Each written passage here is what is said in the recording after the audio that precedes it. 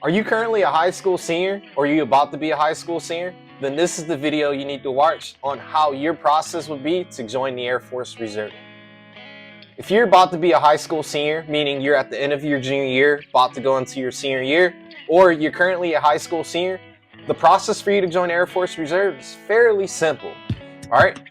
First thing you will have to do is, my recommendation, take the ASVAB given to you by your school. Why? This is the easier version of the ASVAB compared to taking an ASVAB test at the military entry process station. What you can do is, after you've taken that test, you can utilize those scores to join the military. What will happen is you'll get in contact with your recruiter based off of where you're at. They will basically take your high school ASVAB score, confirm it with the military entry process station. Once that score has been confirmed and deemed valid, then all you have to do is go to the military entry process station and take your medical exam. And the best time to do this would be during the beginning of your school year. All right, the later you wait in the year, the longer it could be until you're waiting to leave out for basic training. Now, how would this process work for you if you're a high school senior and you're wanting to join the Air Force Reserve?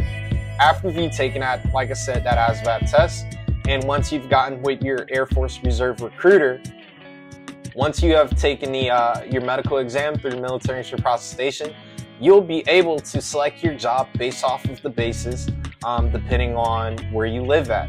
To learn more about the job selection process, go into my channel. I have a video explaining in more detail how that job selection process would take. But after you've selected the job with your recruiter, once you've gone through and you completed your enlistment portal and you have basically sworn into the reserve, you are an active member of the Air Force Reserve. So what does that mean? Depending where you're at in the school year, you're doing your 1 week in a month in what's called a development training flight. So you're getting paid by the Air Force while being a high school senior. You won't be able to leave for basic training until after you graduate high school.